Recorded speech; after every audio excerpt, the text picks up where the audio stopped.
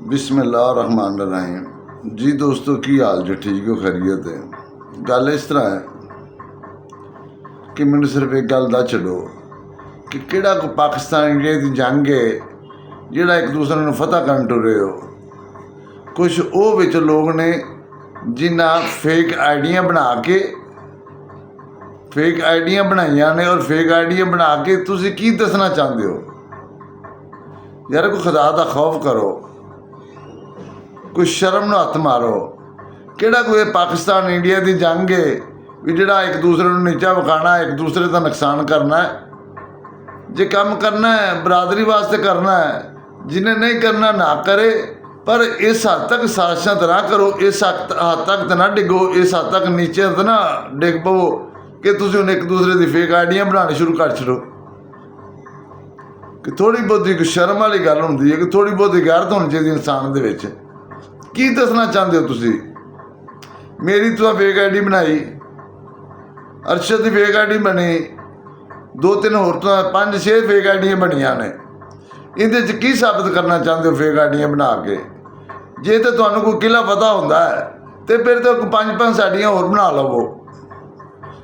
जे कि तुहानूं चीज़ पता होंदी है ना, तुहाडा कोई फायदा होंदा है तो फिर बेशक 5-5 साड़ियाँ होर बना लवो, सानूं कोई इतराज़ नहीं।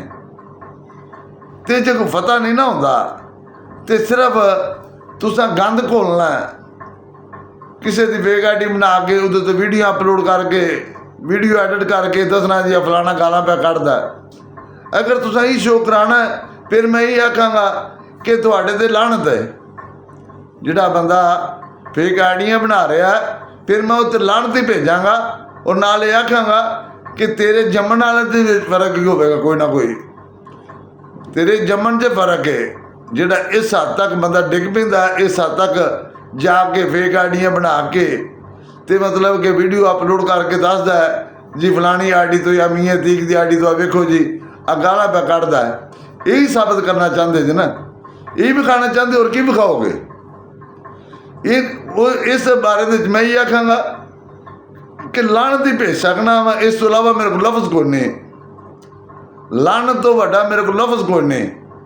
जे सोचा जाए समझा जाए लानत तो वड्डा करतार कोई नहीं। ये लानतियां बंदे का काम है ना कि इस तरह का करतार अदा करना। अगर तो तुहानूं कोई फायदा है, कोई तुसीं राइयां वास्ते अच्छा करदे जे पे, कोई राइयां वास्ते रोज़गार लभदे जे पे, कोई राइयां दी जंग लड़दे जे पे, फिर तो 5-5 छड्ड के 10-10 आईडियां साडी बना लवो। फिर असीं खुशी नाल कबूल करांगे, फिर असीं खुशी नाल कबूल करांगे भी चलो साडी कौम का तो फायदा होवे, साडी खैर है। तो जे ये भी नहीं कर सकते तो फिर शर्म न हथ मारो, फिर एडे भी बेशर्म ना बनो। इस हद तक बंदे नूं नहीं डिगना चाहिए। कोई थोड़ी बहुती बंदे च जिहड़े भाई हुंदे ने ना, भाई वो इंज दी हरकतां नहीं करते। भाई जिहड़े हुंदे ने अखां च अख पा के गल करदे ने, भाई जिहड़े हुंदे ने वो अखां च अख पा के गल करदे ने। मैं किसी ते इल्ज़ाम नहीं ला रहा, जिस बनाइया ने उन्होंने तो पता लग, काने नूं कान तो मालूम हो जाती है ना, काने नूं पता लग ही जाता ना भी जिन्हें हरकत की उन्होंने खुद में खुद पता लग जाएगा। मैं किसी से इल्ज़ाम नहीं ला रहा, ना मैं लाना है, क्योंकि मैं परसों का वादा किया कि मैं अपनी कौम के खिलाफ वीडियो नहीं बनाने। हालांकि एक सेठ जशान साहब ने जिन्हें कल भी मेरे खिलाफ पोस्ट लाई, अज भी मेरे खिलाफ पोस्ट लाई है। जे मैं फोन करना, फोन नहीं मेरा अटेंड करता।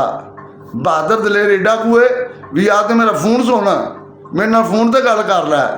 मैं जो वाजह तौर पर आख्या भी अगर किसी को तकलीफ है तो फोन तो निबड़ लवो, या फोन कर लो एक दूसरे को, या वैसे पेड़ रख लवो, या वैसे पेड़ रख लवो। ना इन्हें फोन सुनना, ना इन्हें जशान ने सुनिया मेरा। मैं इन्हूं काफ़ी गालां कीतियां ने, सिर्फ पोस्टर लाने जोगे ने, शैतानी करने जोगे ने, इस तो इलावा इन्हों कोई किरदार नहीं। और मेरा उन्होंने पैगाम है कि जिहड़े फेक आईडियाँ बना रहे हो, कोई शर्म नूं हथ मारो, कोई थोड़ी बहुत गैरत नूं हथ मारो। तुहाडे पल्ले कोई थोड़ी जी गैरत होवे ना तो उस छोटे जे पानी ला के ना इंज करके तली दे उत्ते इहदे च नक डूब के मर जा जे।